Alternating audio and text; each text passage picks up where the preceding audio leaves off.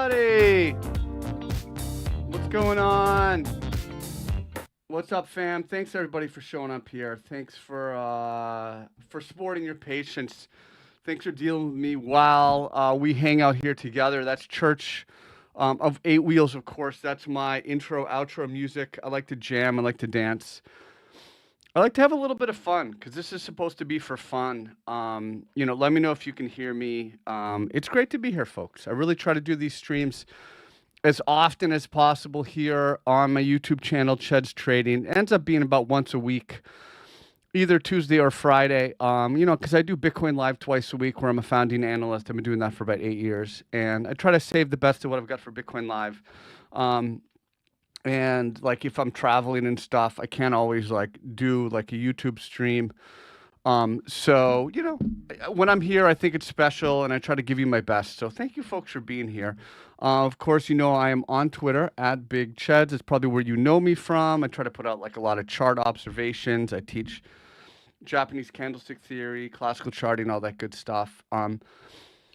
But really, I'm an educational account and I'm trying to empower you. Go to my YouTube and just take advantage of it. There's a new playlist called the Trading Encyclopedia that you may not know about. And here I have 3-minute videos that trying to teach you like the basics of TA. Like I just put out like a video on like Fibonacci retracement tool, how to use that, what's a death cross, what's a tightening range equilibrium, what's a shaven bottom. This is a Japanese candlestick term. So this is a great video library. If you're just someone who's interested in learning and you're like me, where you don't have like, infinite time or you don't have infinite patience and you don't want to watch like, like a 20-minute video. Like I like the idea of these 3-minute videos in the format. So check out the Trading Encyclopedia. Check out the rest of the stuff. I've got interviews with interesting people in this space. I'm working on more of those. I publish 4 books and I make them free on my YouTube in one form or another in the encyclopedia. The Cancer Memoir has its own playlist. Trading Quotes has its own playlist. And my new book, The Trading Journal, it's available on Amazon right now. That's in the Trading Encyclopedia as well. So I'm kind of going through that. So I'm on Twitter at Big Cheds. And of course, Bing X, my favorite exchange. Make sure you check them out. So I want your questions. I'm going to riff in the chart and kind of like talk about how I think we got here and maybe where I think we might be going in the future. But I'd love to hear from you folks in the chat room. Give me some of your thoughts. Let me know what you think about this market. Anything you want me to look at. We'll start out with Bitcoin.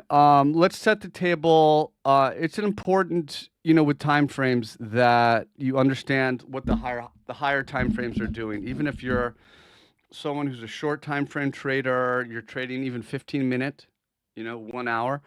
You want to know what the larger time frames are doing, the daily and the weekly. So I'll start out by setting the table on the weekly, and then we'll kind of work our way down, and we'll try to contextualize, some of this recent volatility that we've had. So looking here at the weekly, all right, it's a pretty scary candle, but not as scary as some of the other candles we see across the market. I mean, the wick on this weekly candle that just closed, it really only tagged the EMA 34, which isn't that bad. And as we know, the most important level in the Bitcoin weekly chart, it's that weekly 50. And we've been examining these advances and consolidations towards the 50, advance and consolidation towards the 50. So that's kind of been the big line in the sand to watch, and like the age-old question, not just up or down, Zanin, but the age-old question, is it over? Part of that, can be answered by looking at the price versus the weekly 50. If we go back again and we look at what happened in 2021, the price held the weekly 50 on these retracements. It held it here, held it here. It held it here, but then it started to lose it. And this is a big time sign of weakening trend. Then we had the false breakout above 46K and the price got rejected. And it really was only here that we kind of knew for sure that the top was in. So we're nowhere near that. We're still in a pretty healthy environment, in fact, on the weekly chart. Maybe we'll look at the monthly just for fun and we'll kind of bounce around. But the weekly chart still looks really good. And this wick was just to the EMA 34. It didn't even tag the MA50. It didn't even tag like the lower Bollinger Band, right? So the weekly chart it's still actually in pretty good shape, if you ask me. So the question is going forward, what does it mean? What does this volatility mean that we just had? Well, certainly some damage was done in the daily chart. And we can see here in the daily chart, a series of attempted breakouts to all-time highs here. We had a new all-time high, failed to hold. It dropped back into what could have been logical throwback or support levels right around 117K. That didn't hold, and then you drop back to kind of, potential higher low territory right around 1010, 109K. We had these dual lows. If you remember, right around this time, the price is pushing towards the weekly swing low at 108K, and it bounced slightly higher, essentially forming a dual low in this area. So this is also, a very important support level. It still remains a very important support level, and the price like knifed through it and came back up above. So it had a failed breakout. It came back. It didn't stop initially at any of the levels you might have thought that it would stop initially, right? 117K, maybe even 113K, and maybe even, 108K. But it was a situation where you can draw these lines, you can draw these boxes, you can try to mark out, what makes sense in terms of supply and demand, what makes sense in terms of like a trend consolidating, where it would make sense for it to pause, where it would make sense for it, to continue. And then you have tweets and you have news events that kind of blow the chart open in the short term. When the dust settles down, you still have the chart left over and you have to try to make sense of it. So, for example, if you're watching this happen, you could have very easily just taken a long based on the loss and then recapture of this low, or the loss and recapture of this low here, 109K. So those are a couple simple opportunities. You understand the concept of a spring where you lose a support level and you recapture it.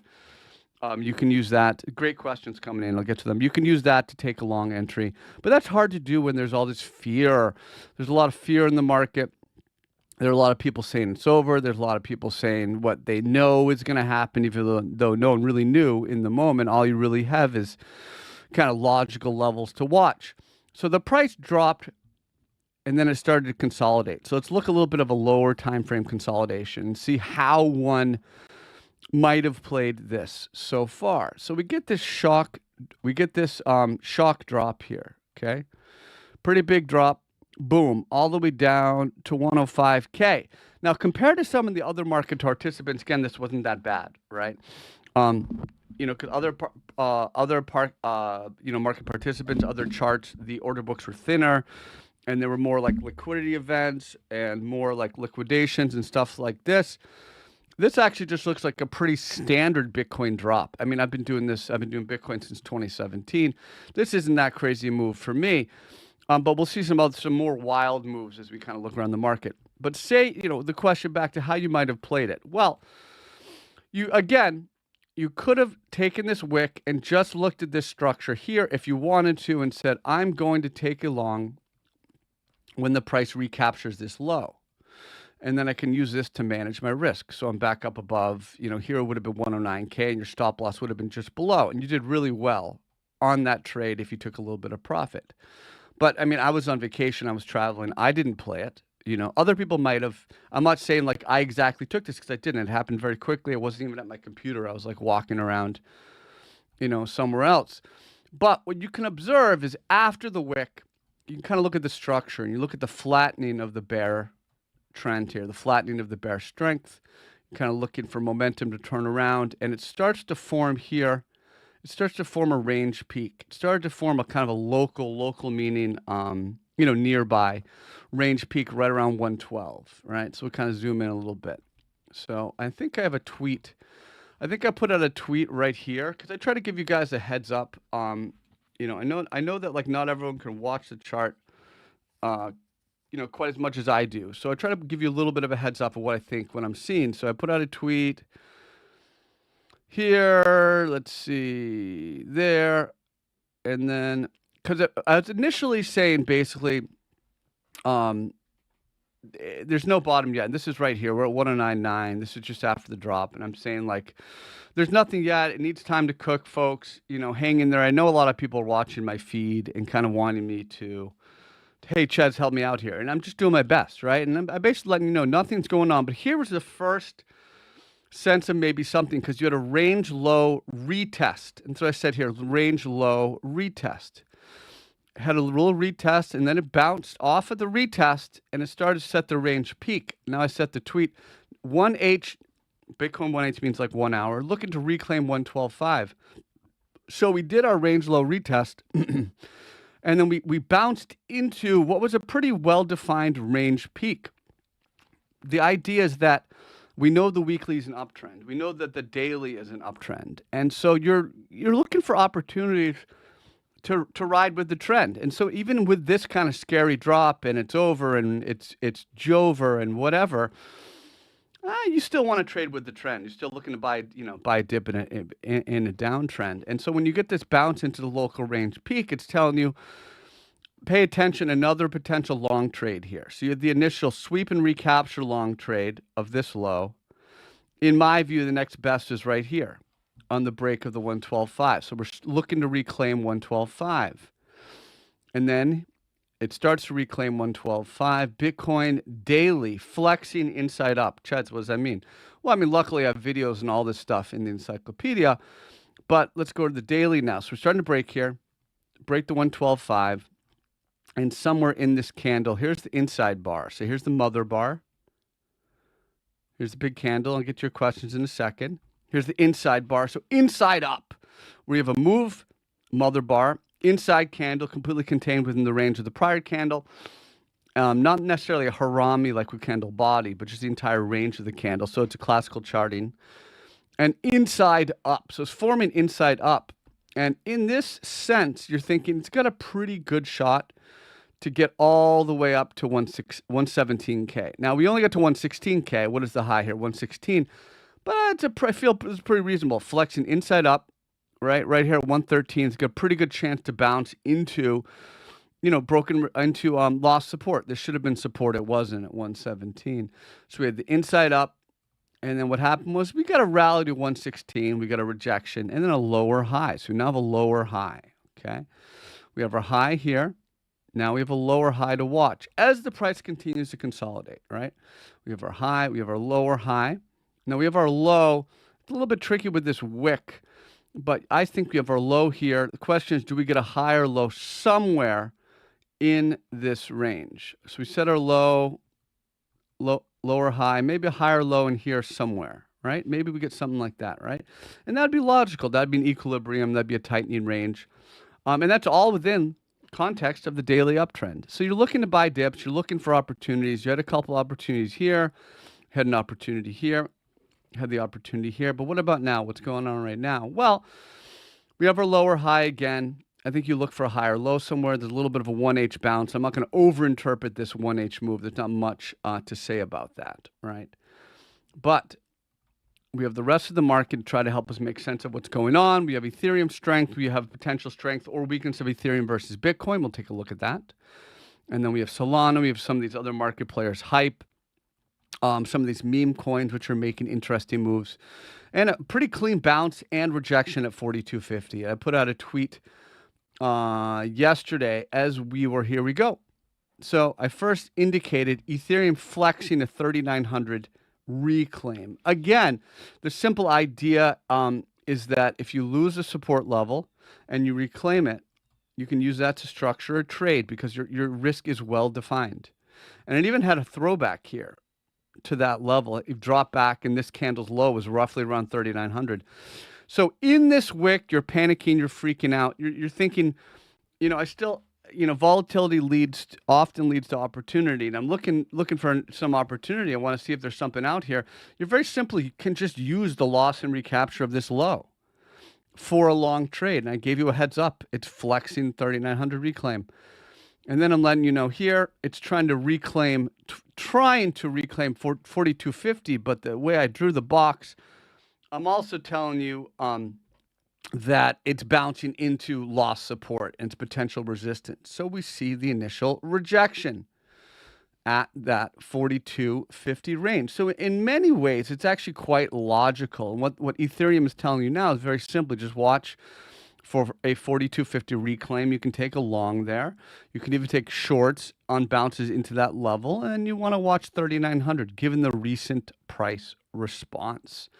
That's pretty straightforward. It's still within the construct of a rising trend on the daily, and still very generally can be viewed as a throwback to the peak of the broken ascending,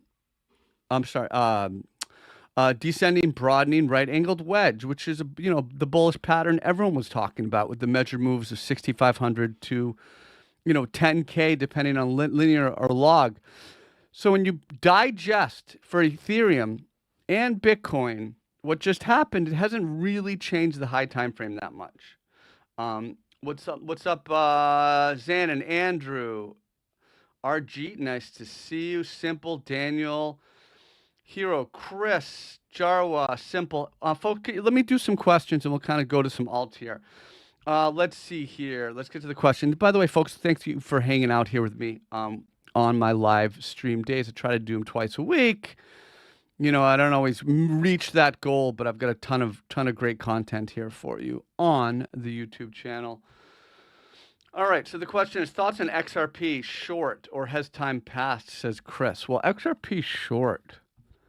Wow. I mean, this wick is crazy, of course. You have to discount this wick a little bit, as with some of these other altcoin charts, because it was kind of a liquidity event. And I think you almost have to discount the wick and kind of just look at it as price held at 230, which is important. Now, shorting XRP here is tough, right? Remember, if you want to short something, in theory, you want to have a bounce first, right? If it's a downtrend that bounces, that's a short opportunity. But like a downtrend that's just doing this, it's tougher to short because it could very easily bounce into a lower high and chop and through. Same thing with an uptrend. You have an uptrend, you want it to dip first, right? If you're just buying the tippity tip top, it probably continues, but it's very easy to make a mistake. It's much harder to manage your position.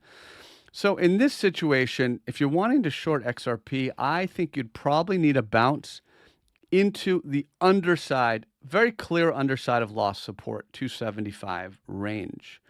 Either that or potentially a loss of 230, but it's still a decent chart. I wouldn't necessarily look to short it unless very specifically XRP bounced into 275. Hopefully that answers your question. What's up, Daniel? Isala, can I look at CRV? Sure. Take a look at the curve finance. Let's go to the daily chart. It's not a great chart, let's be honest. Let's go to the weekly. It's a pretty rough looking chart. I mean, this is what it's doing on the weekly. It's a downtrend. There's just not a lot of mojo. Sure, you've got rising demand there. That's something to pay attention to. There's just not a lot of momentum. I would not want to be long here. And even though it's a blood red market and a lot of stuff is hit hard, there's just way better charts. There's still many better opportunities than CRV. I don't like the chart, and I would probably avoid it for now. Let's see here. Ben Cowan.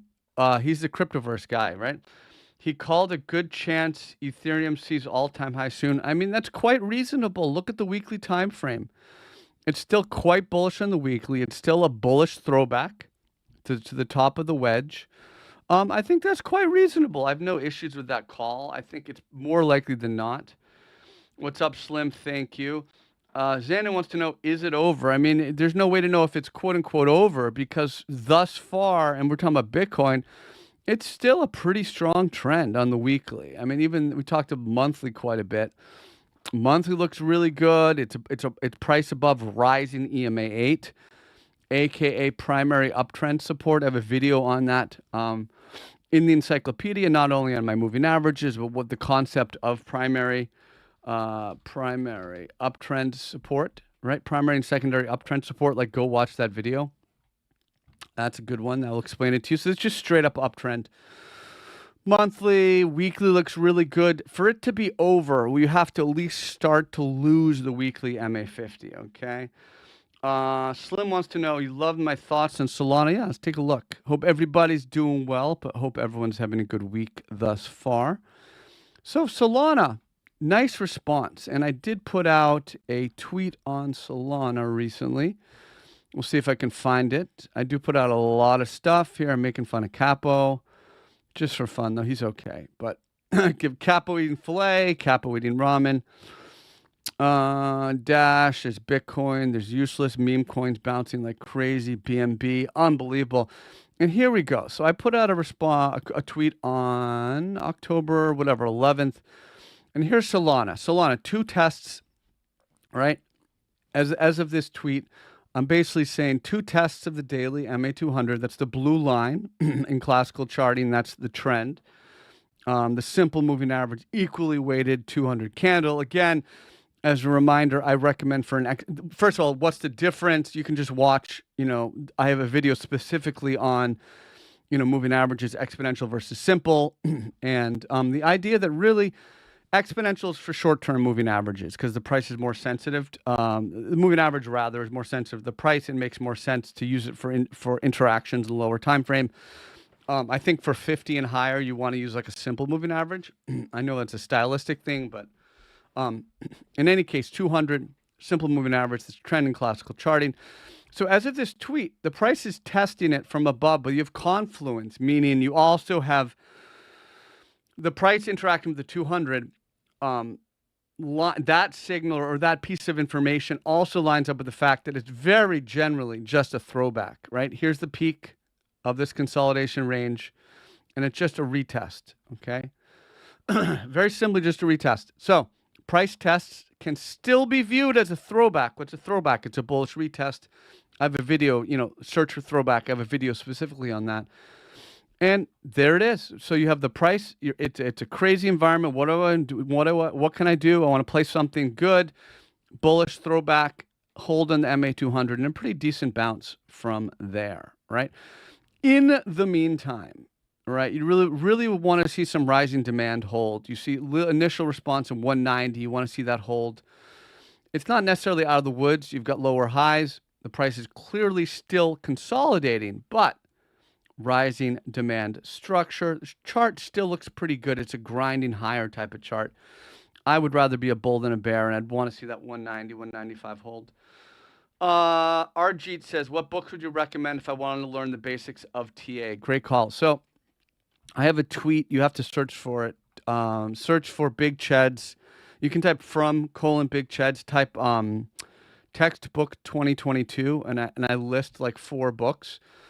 One of them, of course, is my Trading Wisdom book. You can get it for free on my YouTube, but it's also the Steve Nissen Yellow Candlestick book. I also recommend the Shawbacker Classical Charting book, and my mind is blanking. I can't remember the 4th book that I recommend. Might also be like the Red Japanese Candlestick book. Or no, CMT. I recommended CMT as well. But for basics, you're going to want to watch the Steve Nissen, read the Steve Nissen Candlestick book, and then you're going to want to read the Shawbacker Classical Charting. But honestly, this playlist will do all this for you. I've taken all the terms, all the concepts. I put them all into 3-minute videos. Like if you watch this, you're going to be just in like fantastic shape. So that's a great question, Arjeet. Christopher, and let's look at, for fun, let's look at like the SPX and see what that's doing. Okay, looking pretty good. Drop back to the MA50, but it held here on the daily. Okay, a little bit of an inside consolidation, at least inside this mother bar. So it's still digesting that move. Q's similar, still looks pretty good though. It's still very much above these peaks, rising demand. Gold has been ridiculous. I'm sure people are trying to short this.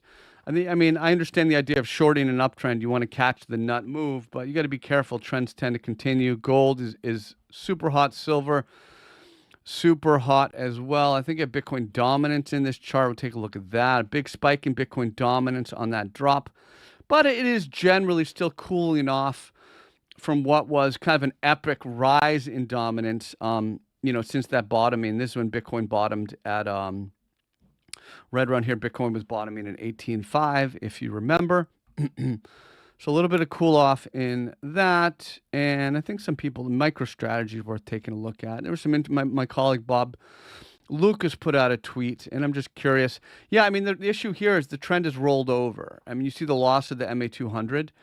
And remember the last time it held the MA200 daily since, like $20. Here it is at 400, and it's rolling over. It's losing the MA200.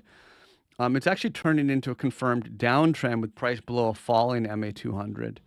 And you see right here the bounce into the underside of lost support, big time momentum loss. So MicroStrategy is definitely in trouble. So the question is, do I think the Bitcoin can stay in an uptrend if the S&P and the Nasdaq would correct around 10%? Yeah, sure. It certainly can. Now, generally, risk assets like Qs and the S&P and Bitcoin, they will generally move somewhat together, but absolutely, you can have relative strength, you have relative weakness. Sometimes Qs go up and Bitcoin goes up, sometimes it's the opposite.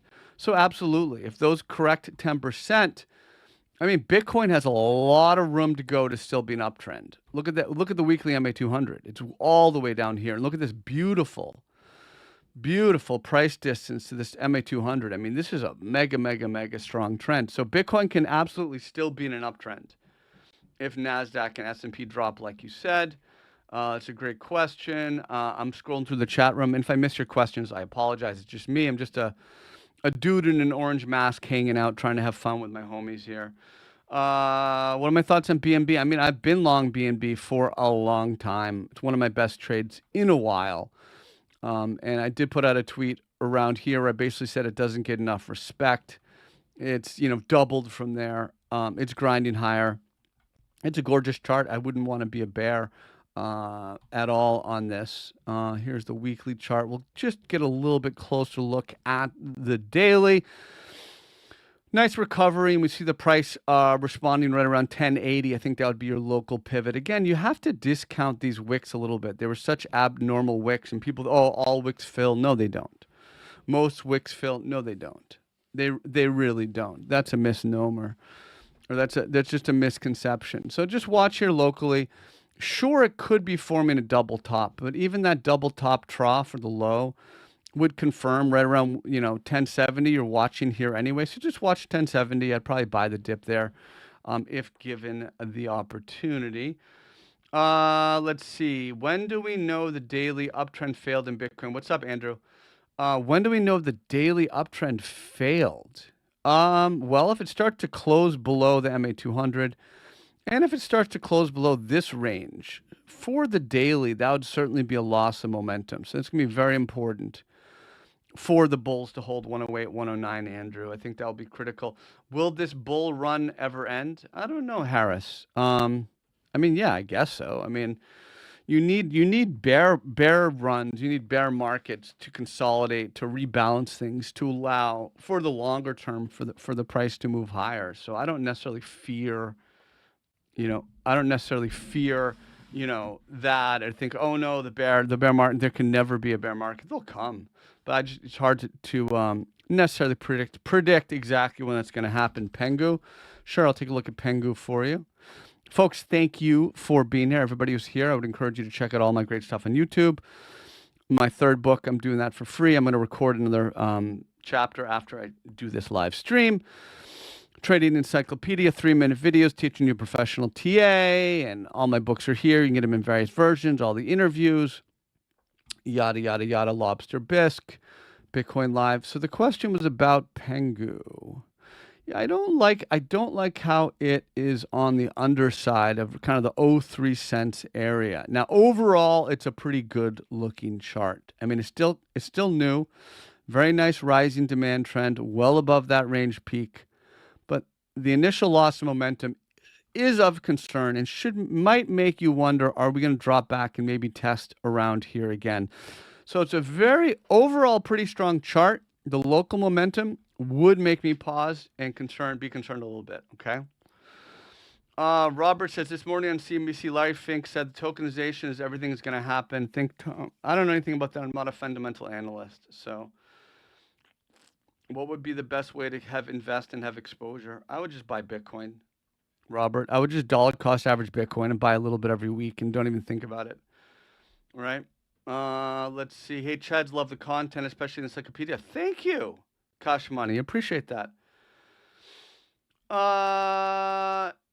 Montes, I've been following you for years, and I'm a Bitcoin Live member, but I unfortunately lost everything last week, and it's over for me. I'm so sorry. The pain and sorrow is unbelievable. Oh, I'm so sorry to hear that. And I've done that. I've zeroed out brokerage accounts, I think 3 or 4 times, and I write about that in my books, and I've talked about it. And you have to just take a break and step away. I'm so sorry to hear that. I'm so sorry, and thanks for sharing that. When you have a big devastating loss, you really need to step away. You need to take a break, whether it's short term or long term. There's no way to just bounce back from that. And you have to let the emotions subside. And then for me, what has helped, and I'm not saying like this would have mattered in your case because it could have been a liquidity thing with leverage or whatever, who knows, but I read a textbook. Well, I take a big break and I go and read a textbook. And like when I come back, I feel more confident. I'm comfortable. I feel like I have more confidence in my abilities. And that just helps me to want to try again. So if you do come back, read a textbook or take a break. But I'm so sorry to hear that happened. And, I wish you the best. And maybe even just hang around, come back and check my streams out and just hang out. But I'm sorry to hear that happened. Hey, Hazi, can I look at XPT? What is that, Proton or is that XPR? What is XPT? XPT? I don't know if I'm familiar with that. Is that something else? XAU is gold. So I already looked at gold. Salim, what's up, man? Good to see you. What is my thought process on taking profits in blue sky breakouts? That's a tough one. That is a tough one, right? What is a blue sky breakout? So what is a blue sky breakout? So let's take a chart. We'll imagine it, and it's here. It's doing whatever it's doing. Boom, boom, boom. Comes back here. It comes up here. It does here, and then it breaks out. And this is, let's say, this like was an all-time high. Tested it. Now it's an all-time high. It's a blue sky breakout. So what can you do? Now you can do a measured move, right? You could do something like a measured move. You could take. This is again. I have a video on measured moves. You can search it here. I've got a video on like, confirmation, how to confirm breakout and what's a measure. Here we go. Measured move rule. So just like watch that video, but you could take, for example, let's say that this was, some type of a rounding bottom structure, and you took the height, from the peak, which is the top, the trough to the low, and you want to extend that out. I mean, that's reasonable. That's a measured move. You can take a Fibonacci extension tool where you take swing low, a swing high, and then the next low, and you can extend where it might go. Those are reasonable, but the thing is, it's like you're asking the question because you don't want to leave money on the table, and I get it. And it's a blue sky breakout, but the idea of a blue sky is there's nothing up there, there's no structure, so it's really hard to play it perfectly. If move your stop loss up into profit. Take a small partial profit. My idea is that you should be, scaling in and scaling out and taking a little bit of profit. And I have videos, and all that stuff in here about how to do that. So I think you can use a measured move. You can use a Fibonacci, extension or tool if you want to get a general idea, but there's not much you can do other than to follow it candle to candle and kind of let the price structure be your guide. So I don't know that there's a great answer on that. You say you feel like you should have let it run, Sam. Well, did you close out completely? Why did you close it out at $30 completely? Like, you should leave some to ride, right? At least leave 15%, 20%. Leave yourself some amount, right? Because you got to let your winners ride, right? It's really going to be your bread and butter. You take a little bit of profit, pay yourself for a good idea, you reduce your risk exposure, but leave some of the rest in play. I talked about Pengu. I covered that already. Speaking of throwback, you posted the XPX coin chart. I haven't looked at that in a while. A few days, sure. What is it? Mexi, I think, has the most history. Okay. SPX. All right, let's clean it up. Okay. Question was, and folks, thank you for being here. You posted the SPX coin chart. I really wanted to understand what happened after that as to how to chart it, what to do since it seems the throwback retest failed. So where was I? What did I tweet about SPX? It's been a while. It's probably been a while. It's been a while. I don't know. ZC, dominance, TRX. I'm not really going to sport your patience to find it right now, but as you can see, I just post a lot of charts. I'm just here to kind of add value. I know you folks can't watch the charts all day like I am, the nerd and I am, but I try to, I just try to stay on top of the price action for you. So I don't remember exactly what I said about SPX, but let's take a look. All right. Can't find it. There we go. Meme coin SPX cooking up something. This is a while back. All right. What's happened since then? Yeah. I mean, it was definitely cooking up something. Look at that. Descending supply trend break. This is a very clear 2-level filter breakout. What's a 2-level filter breakout? I got a video on that here. It's essentially where you break the trend line, which is really just a trend of descending supply, and you take a lower high break. But it gave you an upthrust. It had a very failed breakout. You take profit there, or you abandon your long. If you took a new long here in the break, that trade idea failed. Then it started to drop back to support. Okay? I'm not sure about a throwback, but you really just see what happened here is a failed breakout, a drop back into demand zone, and it's bounced from there. So very clearly, I think you've got a pretty well-defined zone of demand. Buyers have stepped in and said they want to buy it around 105, 110 roughly. You can kind of view it that way. And even in the candle response the last couple days, bulls stepped in there. In the meantime, it's got that kind of momentum overhang of the failed breakout. So it's still probably just going to consolidate within the context of a rising trend. Okay, we looked at Pengu a couple times already. A couple of people asked that. Guys can go back and review that. Fartcoin. Let's take a look at Fartcoin. I've been told that hot air rises. Let's see if that's the case. Not really. I would probably give up on this one. I would probably just not play this. It's in a pretty strong downward channel. You would have wanted it to hold, for it still to be playable, you would have wanted it to hold up here at least. This thing's going lower. I kind of hate the chart. It's a big old downtrend. I don't like it. I would just not touch Fartcoin. Simon, weekly retest of 30 to 40 cent range. Yeah, sure. Absolutely reasonable. But it's just a bad chart. I would just go play something else. This isn't my style. This is at best going to bounce and then just kind of churn in this range. Don't like it. Nakamura, what's up, man? Hey, Cheds, can you check Eigen and W against... I can do not all of them, but we'll do Eigen. Eigen USD. Let's check it out. And I'll do Eigen BTC for you just for fun, okay? Just because I like you. We'll take a look at Eigen. All right. It's not great. It's not a great looking chart overall here in the USDT pair. Moved down, found a bottom, tried to break out. That breakout failed. It's right back into the range. Kind of choppy sideways chart. Not much of a trend. Don't really like it. It's also, these are bad charts. I wouldn't play either of these. I don't like Eigen at all. Don't like it. There's just way better charts out there. These are no trend charts, sideways MA200, recent failed breakout. Don't like it. Nakamura, don't like it, brother. What are your thoughts on useless? Sure, I'll do a couple more and then we'll go from there. Great questions, great chat room today. And folks, thank you everyone for showing up.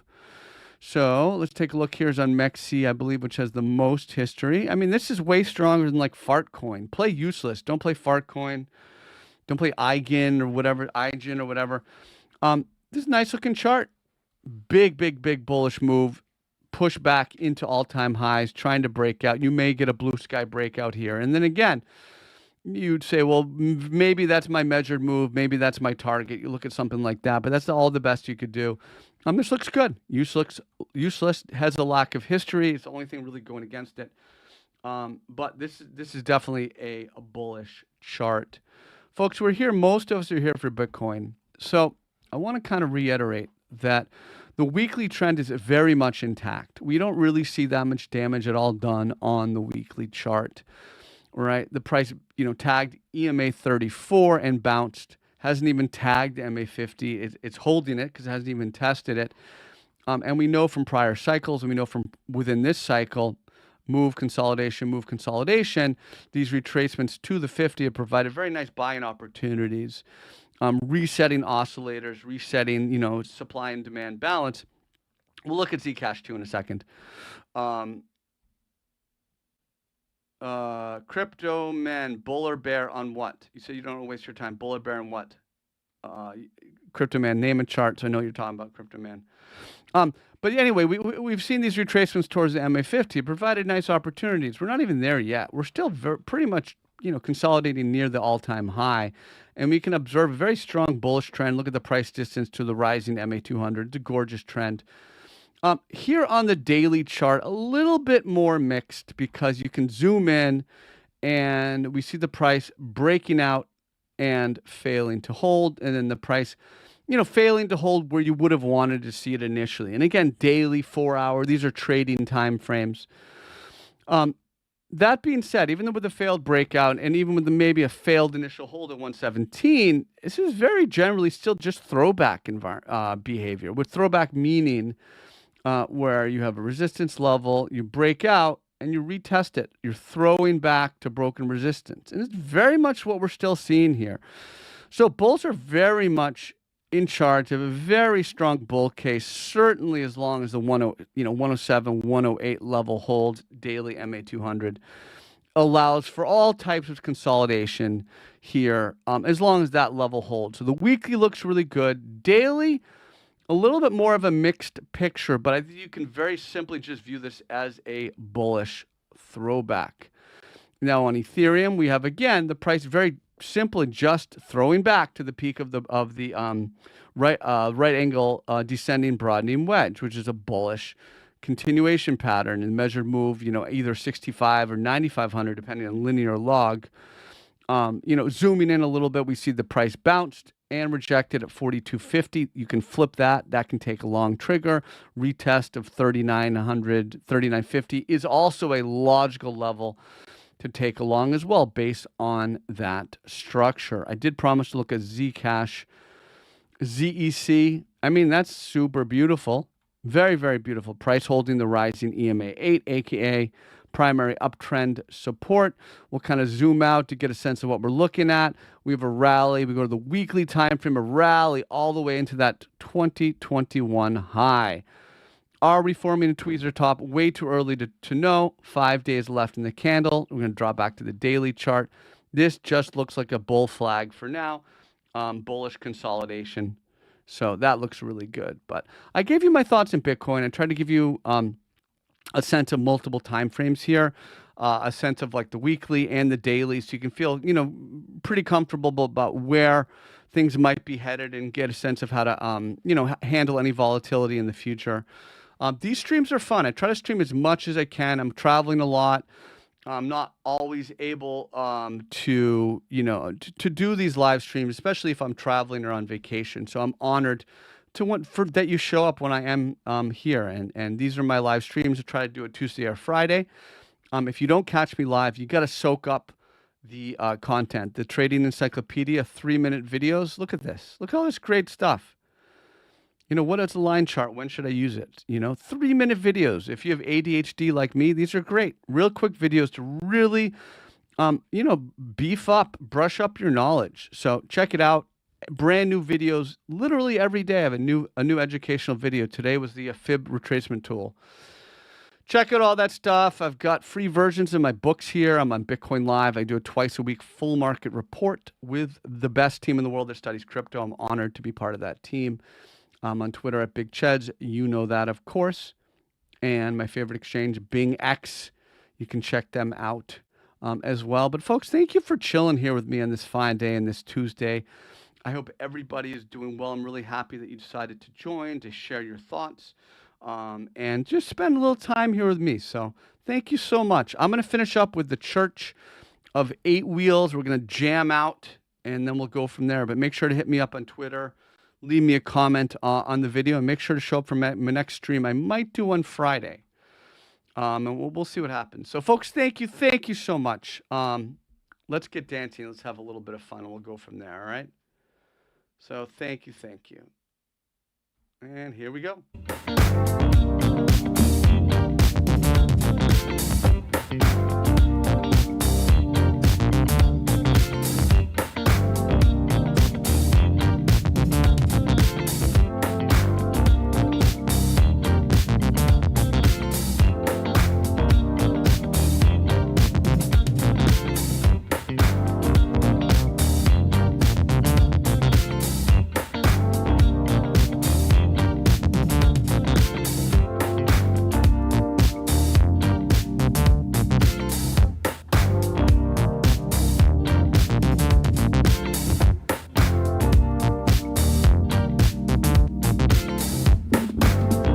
Thank you, everybody.